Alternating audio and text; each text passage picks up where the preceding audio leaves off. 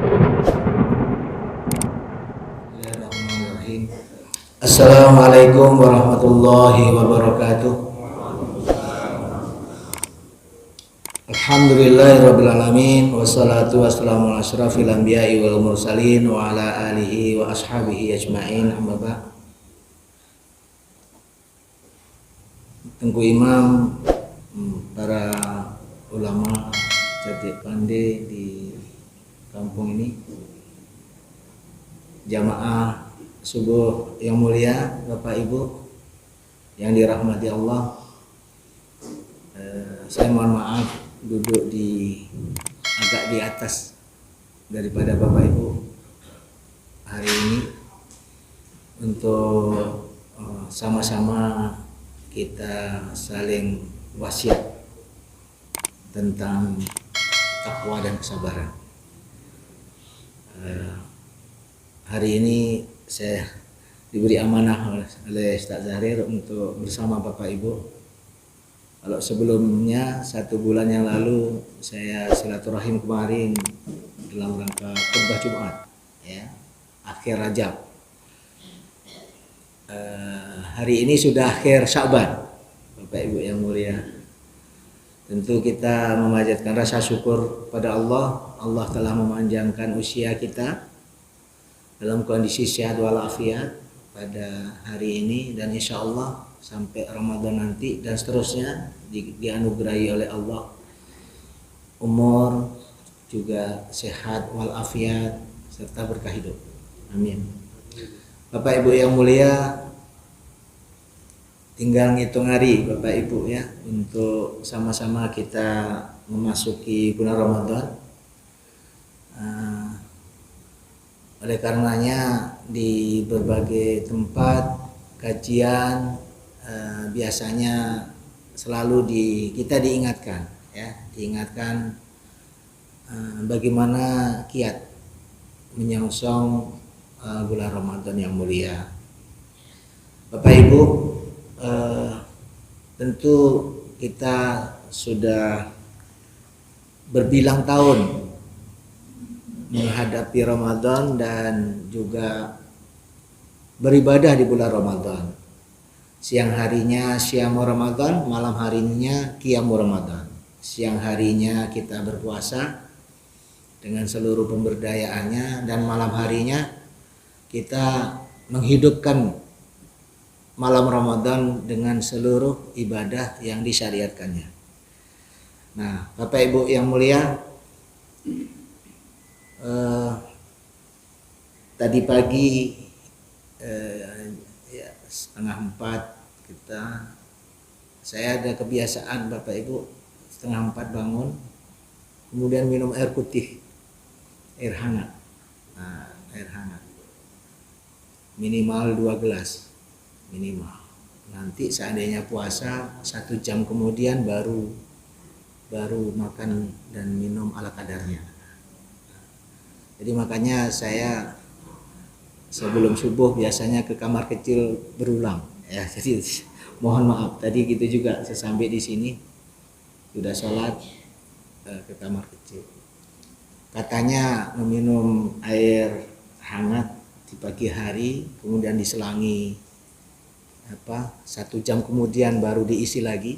Nah, itu katanya bisa menyembuhkan berbagai penyakit. Minimal 2 gelas. Kalau saya alhamdulillah sudah hampir 1 liter. Sudah berjalan 1 tahun ini. Alhamdulillah. Dan alhamdulillah kondisi sehat walafiat. Sehat walafiat. Nah, setelah itu setelah sholat nulis Bapak Ibu. Nah, kalau nulis saya sudah 7 tahun ini, insya Allah Sya'ban ini Ramadan ini sudah tahun ke-8, 1 Ramadan ke depan ini. Nah, jadi setiap pagi alhamdulillah bisa menulis, dan saya selalu share melalui grup WA teman-teman. Saya di UIN Araniri Bapak Ibu, teman-teman dosen di UIN Araniri, juga di Muhammadiyah, juga di teman-teman yang lain, serta di Facebook. Nah, Bapak Ibu boleh berteman di Facebook. Jadi setiap pagi Insyaallah sudah saya upload sebelum subuh. Hari ini tadi saya mengupload tentang cara cerdas menyongsong Ramadan. Oleh Ustaz Syahrir dibilang ini udah dekat Ramadan, kita mencoba yang menyampaikan yang itu. Jadi Bapak Ibu, Sya'ban ini saya sebut sebagai bulan gladi resik. Gladi bersih. Kalau misalnya ada upacara-upacara kenegaraan atau ada wisuda, kalau kita Bapak Ibu di sini misalnya ada wisuda di perguruan tinggi, satu hari sebelumnya itu ada gladi resik. Anak-anak kita atau kita diminta datang ke kampus untuk berlatih, untuk latihan. Orang melakukan apa dan mengerjakan apa. Itu dalam gladi resik itu, supaya besoknya saat acara hari hanya tidak canggung, sudah mantap, kira-kira begitu.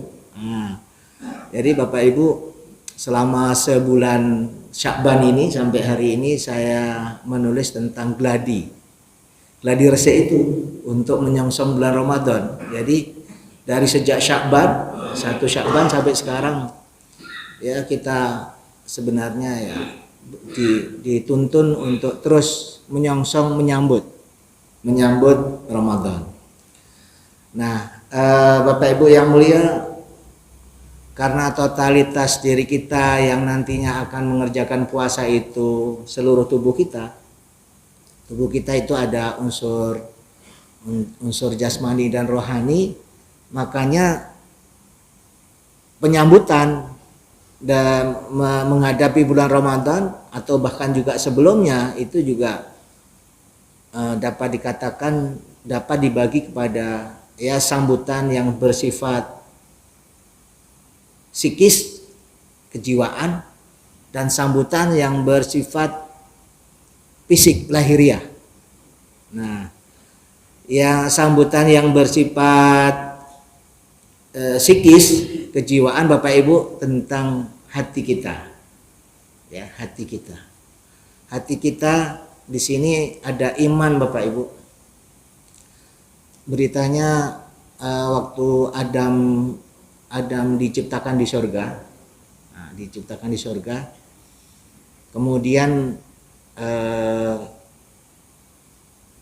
makhluk yang lain kan diminta sujud. Malaikat semuanya sujud, tapi ada segolongan yang kemudian tidak sujud yang disebut dengan iblis. Nah, iblis ini penasaran. Adam dicipta dari tanah, malaikat dicipta dari nur, iblis dicipta dari api.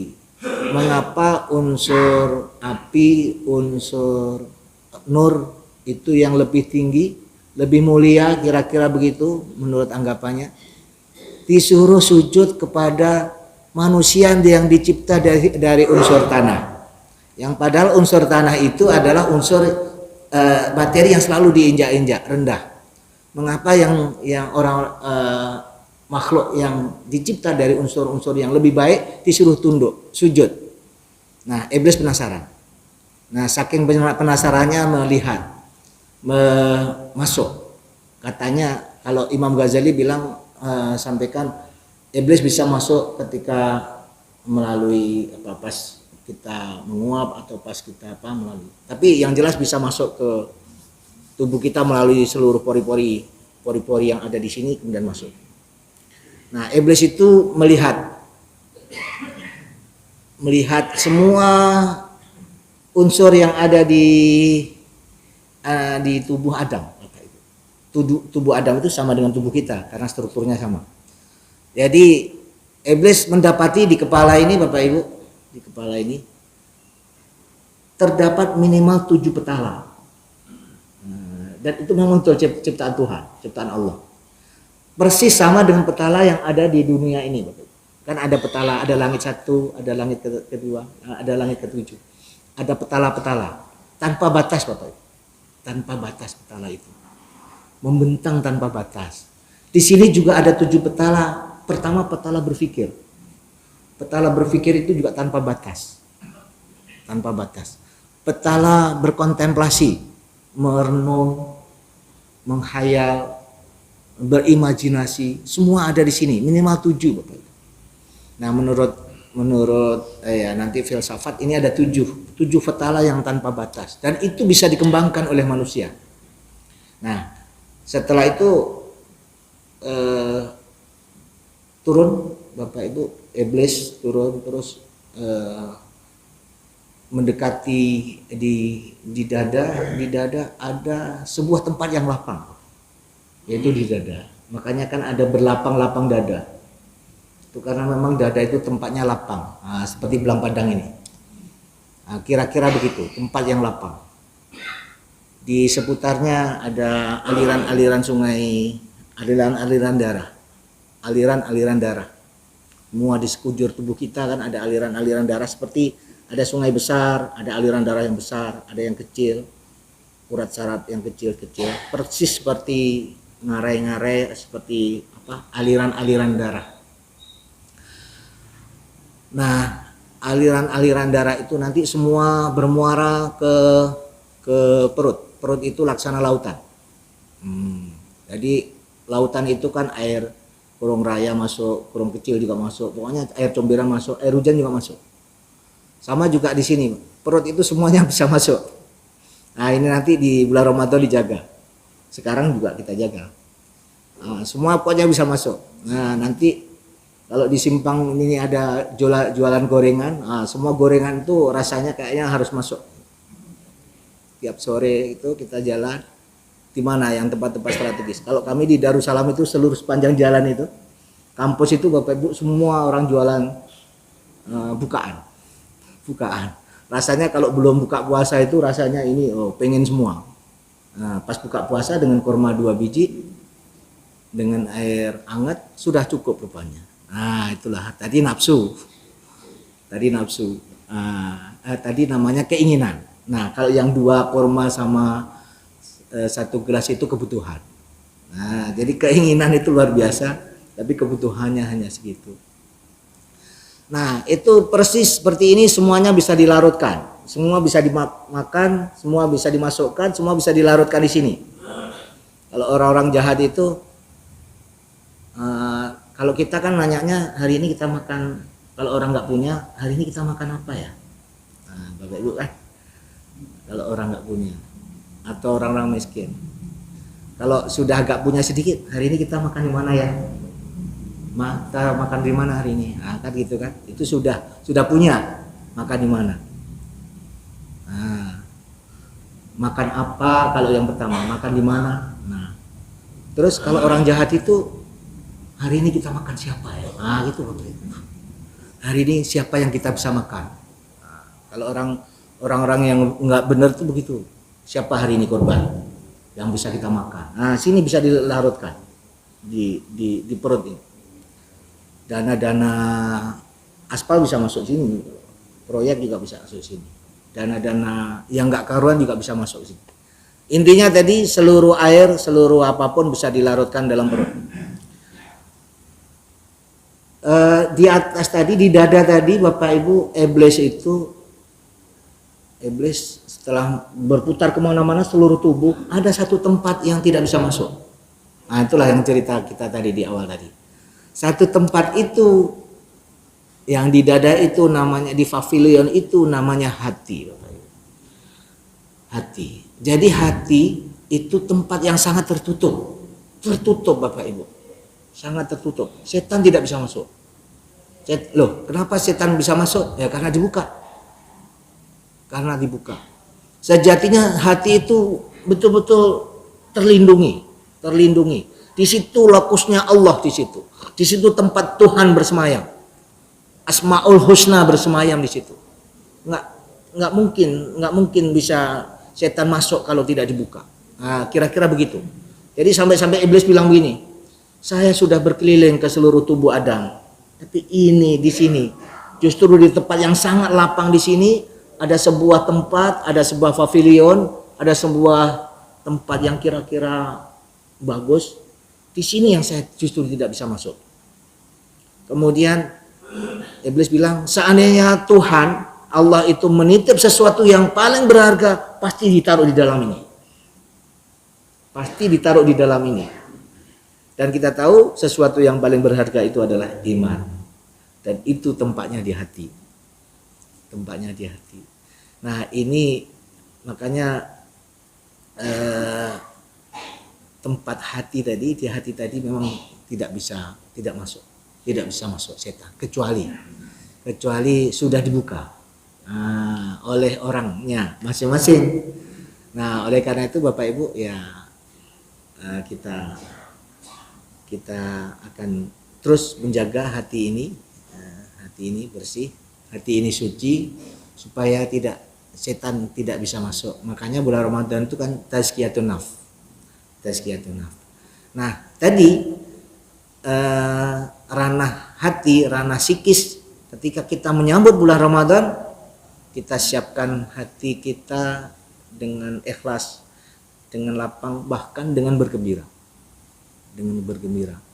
Nah, itu bersinergi dan harus kita sinergikan dengan kita menambah ilmu, karena iman yang ada di sini dengan ilmu, dengan amal itu 3 dalam 1 dalam 3, dia saling mempengaruhi. Mana yang duluan dicapai, dia saling mempengaruhi. Nah, oleh karena itu mengkaji, memperdalam, berdiskusi tentang ilmu, hikmah, apapun tentang Islam menjadi tuntutan bagi kita. Nah, membaca apapun, apalagi ini bulan Ramadan, nanti terkait dengan ya puasa, terkait dengan Lailatul Qadar, terkait dengan nuzulul Quran, terkait dengan i'tikaf, terkait dengan zakat, terkait dengan Idul Fitri, dan terkait dengan ilmu-ilmu keislaman kita baca. Ya, kita diskusikan, termasuk misalnya ya mohon maaf tausiah di berbagai tempat sekarang sudah sangat mudah, di media di sini juga sudah sangat banyak informasi-informasi yang bermanfaat yang bisa kita manfaatkan, yang bisa kita raih ya, ketika kita memang berpikir positif. Nah, sehingga ketika kita mengetahui banyak hal, membaca banyak hal, memperdalam ilmu, kemudian itu akan bersinergi dengan amal tentu, karena ilmu tentu harus amaliyah, amal tentu harus ilmiah. Nah, kira-kira begitu. Kita mengetahui yang sedikit kita amalkan. Nah, ketika pengamalan ibadah itu bertingkat, itu otomatis akan mempengaruhi meningkatnya iman. Makanya antara iman, ilmu dan amal itu 3 dalam 1 dalam 3. Yang mana yang duluan. Jadi untuk indikator imannya bertambah, amalnya meningkat. Nah, makanya nanti ketika bulan Ramadan itu kan amaliyahnya kan meningkat drastis sekali.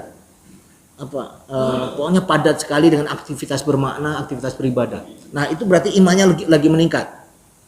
Nah, setelah Ramadan apalagi sudah agak lama-lama kan sholat tarawihnya, sholat malamnya sudah mulai bolong-bolong, dan lain-lain lah pokoknya. Itu udah ketika aktivitas ibadah sudah mulai nurun, berarti imannya juga ikut.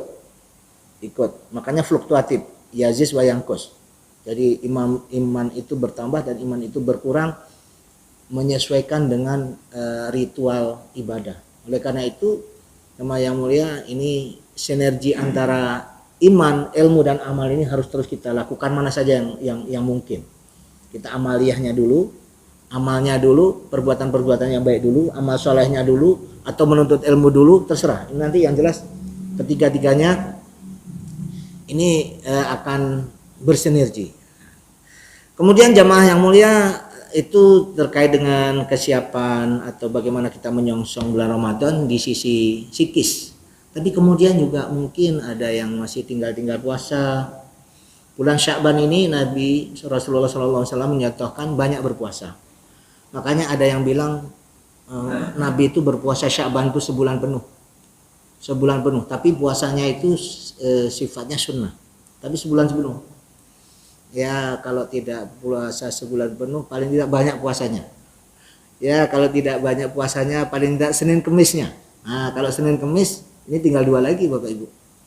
Tinggal 2 lagi, yang sudah kan berapa? Yang sudah 6 ya.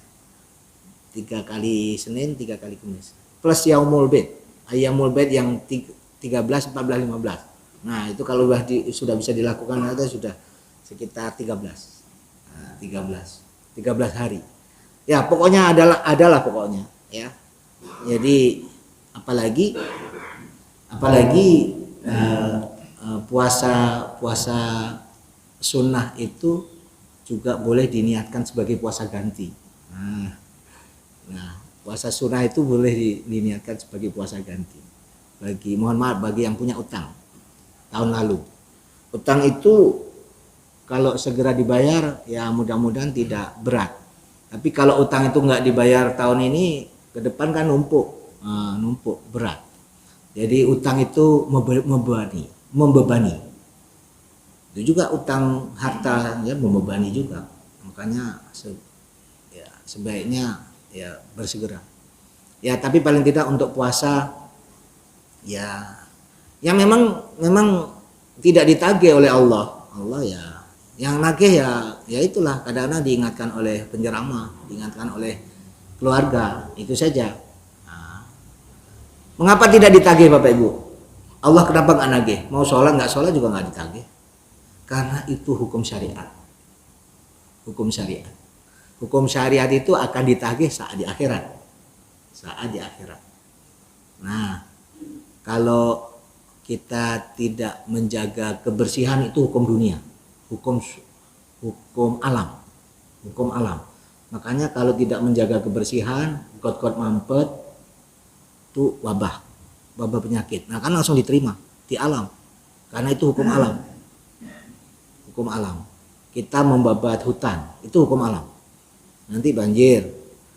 Nanti binatang-binatang buas masuk ke pemukiman. Itu adalah siksaan di alam. Karena itu hukum alam, kita melanggar hukum alam. Tapi kalau kita tidak sholat, kita tidak membayar hutang puasa, kita tidak haji, nah itu hukum syariat. Nanti akan ditagih di akhirat, di dunia nggak ditagih. Kalaupun ada bilang-bilang aja, ibu itu kaya tapi kok nggak naik-naik ya misalnya. Bapak itu mampu tapi kok pokoknya paling-paling dikata-katain begitu saja. Pun kita nggak dengar. Nah, karena itu hukum syariat. Hukum syariat yang nanti pada dasarnya akan kita petik, akan ditagih saat di akhirat. Nah, jadi Bapak Ibu yang kedua itu untuk menyongsong Ramadan ini supaya tidak punya utang. Nah, terus yang ketiga dalam kaitannya menyiapkan hati yang bersih tadi Bapak Ibu. Oleh karena itu pada saat jelang Ramadan ini kita berusaha memohon maaf. Yang pertama istighfar dulu, memohon ampun pada Allah. Dan memohon maaf kepada sesama. Kalau dosa vertikal itu minta ampun sama Allah selesai. Seperti masih sholatnya masih bolong-bolong. Pokoknya dosa vertikal, dosa dengan Allah. Nah itu memohon ampun, istighfar, tobat nasuha selesai. Nah tetapi dosa horizontal, dosa dengan tetangga, dosa dengan sesama, dosa dengan teman kantor, dosa dengan ibu-ibu lain sesama di pasar, itu harus baru diijabah oleh Allah ketika kita minta maaf sama yang bersangkutan. Nah, kalau mengambil sesuatu diselesaikan dulu sesuatunya itu, atau dimohon keridhaannya, kerelaannya. Nah, ketika dengan sesama sudah saling ridho, saling memaafkan, Allah ijabah dosa kita secara horizontal sudah dimaafkan oleh Allah. Jadi maunya menjelang Ramadan ini kita tidak punya dosa horizontal dan tidak punya dosa vertikal. Ya, kita memohon ampun pada Allah, istighfar terus, istighfar sebanyak-banyaknya. Kita mohon minta maaf. Makanya di ujung bulan Sya'ban ini mungkin sekarang sudah mulai menjelang Ramadan ini kami sekeluarga mohon maaf lahir dan batin. Nah, terus kan ada yang di SMS, ada yang di WA, ada yang di Facebook, kan? Nanti kita akan coba lihat, pasti banyak sekali. Nah, itu supaya hati kita betul-betul bersih saat mau menghadapi Ramadan itu. Nah, Ramadan. Jadi tidak punya dosa baik secara vertikal maupun secara horizontal. Di samping itu Bapak Ibu secara fisik, nah ini penting Bapak Ibu secara fisik. Nah, jadi tadi kan ada 3. Nah, jadi secara psikis, secara akal, secara fisik. Secara fisik. Nah, secara fisik yang puasa kan badan kita Bapak Ibu. Itu juga tentu juga jiwa kita semua yang ada di sini. Nah, makanya perlu dijaga badan kita. Nah, olahraga, mengonsumsi makanan yang sehat, yang halalan thayyiban, tidak berlebihan, itu cara menjaga. Cara olahraga yang teratur. Kalau Rasulullah jalan pagi habis subuh ini nanti jalan agak panjang melingkar menempuh jalan yang berbeda dengan jalan berangkat tadi.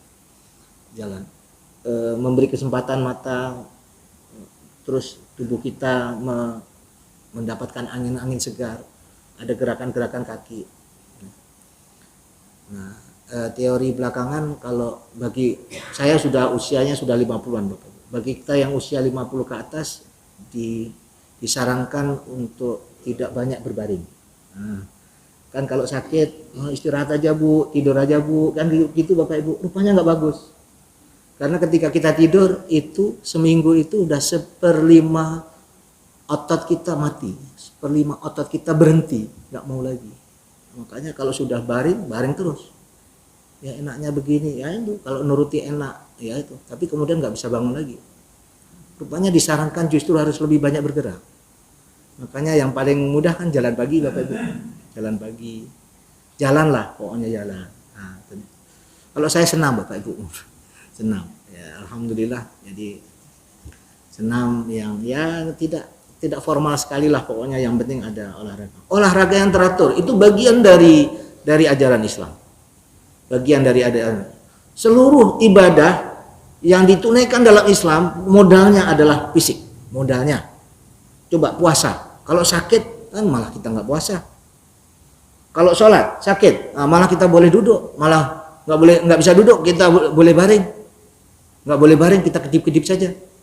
Nah kan, tapi modalnya adalah fisik Bapak Ibu. Apalagi naik haji, mungkin sekarang lah lebih agak mudah. Kalau dulu, masya Allah, saat sa'i, saat tawaf, nah, itu semuanya diperlukan kesehatan yang prima.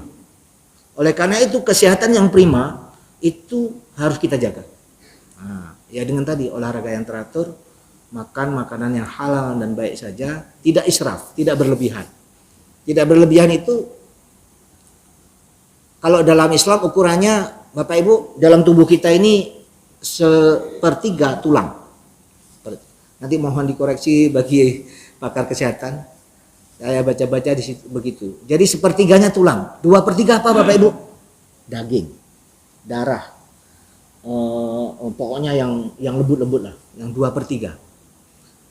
2/3. Rupanya itu sesuai dengan kebutuhan kita. Jadi kita hanya memerlukan benda padat, karbohidrat 1/3 saja. 1/3 saja. Makanya kalau piring Bapak Ibu sepiring nasi 1/3. 1/3 piring. Ayo, bisa nggak? Ini piringnya kayak gunung loh. Yang kayak gunung apanya? Harusnya sayurnya. Harusnya airnya. Tapi gimana air bisa kayak gunung, kan nggak mungkin. Pasti udah tumpah. Ya nanti airnya sediakan yang lain Bapak. Tapi paling tidak karbohidratnya 1/3 saja. Apa? Yang keras-keras. Benda sama seperti tulang kita, 1/3 saja. Selebihnya 2/3 harusnya benda-benda yang lunak, yang mudah dicerna. Apa ya? Buah, ya air. Pokoknya yang mudah-mudah. Nah, itu teorinya. Nah, itu kalau sudah seperti itu, mudah-mudahan ya tumbuh itu kan ke atas Bapak Ibu. Tumbuh itu ke atas. Ada yang tumbuh ke samping Bapak Ibu. Nah, ini yang harus kita muhasabah. Jangan sampai tumbuhnya ke samping, ke kanan, apalagi ke depan. Nah itu. Jadi kan ini karena tidak imbang tadi. tidak imbang. Butuhnya kita hanya sepertiga karbohidrat, kita malah 2/3 dibalik. Nah, makanya nggak imbang. Nggak imbang. Nah, jadi inilah konsep kesehatannya Nabi. Sehingga beliau tidak pernah sakit. Nah, kan? Jadi itu. Nah, kemudian olahraga tadi apa sajalah terserah. Nanti kalau Rasul kan menyarankan berenang. Padahal Rasul jauh dari laut ya. Laut Merah kan jauh. Tapi menyarankan berenang. Berpacu lari dengan Aisyah dipraktekkan. Pokoknya olahraga lah Bapak Ibu, silakan. Yang mungkin bagi kita. Nah, makan makanan yang bergizi termasuk megang itu juga penting Bapak Ibu. Nah, ini kan sebentar lagi meskipun dagingnya sudah 14 sekarang ya. Nggak tahu nih di Aceh ini. Luar biasa. Daging kalau udah ada megang puasa, ada megang lebaran, ada megang haji, ada maulid lagi. Maulid Nabi, Masya Allah. Itu kayaknya yang jualan kayaknya mau segera naik haji gitu. Kayaknya kayak gitu. Jadi harga itu bukan naik Bapak Ibu, tapi melonjak. Bukan naik, melonjak. Sekarang sudah 14. Nah, entar lagi pas ini megang 1, megang 2 mungkin udah. Ya kita nggak tahu nanti sampai berapa. Ya tapi meskipun begitu tetap kita bawa pulang daging kan. Nah, itulah. Karena memang seperti itu. Nah, rupanya itu begitu untuk memperbaiki ya ini. Ya kalaupun tidak sebulan sekali bolehlah ini di ujung-ujung Ramadan, di ujung Sya'ban. Apalagi nanti ada yang di Cirebon lah entah apa, ketika nanti puasanya kan tinggal enak, tinggal dipanasin, tinggal digoreng, tinggal di apa. Pokoknya tidak begitu, ibu-ibu mohon maaf tidak begitu tersita di dapur. Nah, sudah tersita di atas sajadah. Nah, kan bagus ya, kan bagus. Tapi maksudnya itu untuk penting untuk ini. Ya, tadi bagian dari makanan halalan, thayyibban dan bergizi itu. Nah, di akhir Sya'ban ini udah di ujung, juga tentu penting kita ya inilah melihat masjid kita bersih atau belum, pekarangan sekitar kita, apa got-got mampet, apa ada sampah. Nah, makanya ada gotong royong, sanitasi massal atau apalah pokoknya Bapak Ibu cat ulang masjid supaya lebih diperbarui. Di vakum ambalnya supaya ketika kita sujud nanti yang terhirup yang baik, kalau nggak ada baunya misalnya. Pokoknya ini persiapan fisik yang bisa kita lakukan dalam rangka semua totalitas kita baik jasmani maupun rohani siap menyongsong menghadapi bulan Ramadan insyaallah. Makanya ini di ujung-ujung ini di berbagai tempat gotong royong di mana-mana ya, termasuk di rumah kita ya. Mudah-mudahan ini membawa keberkahan bagi kita menunaikan bulan Ramadan nanti, sehingga betul-betul menjadikan kita bisa mendulang pahala sebanyak-banyaknya, dan kita lebih ke tingkat mutakinnya itu lebih daripada tahun lalu, lebih lagi. Alhamdulillah dan terima kasih. Mohon maaf bila itu taufiq wal hidayah. Assalamualaikum warahmatullahi wabarakatuh.